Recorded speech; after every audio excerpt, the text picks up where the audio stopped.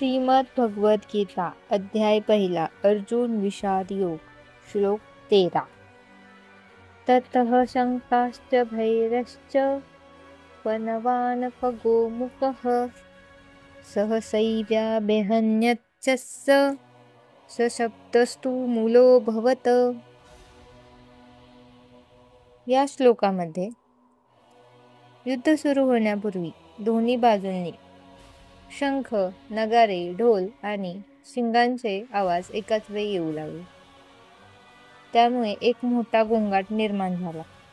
त्यामुळे वातावरण भयावह झाले आणि पांडव सेनेत भय निर्माण करणे हाच कौरवांचा उद्देश होता, असे सांगण्यात आले आहे.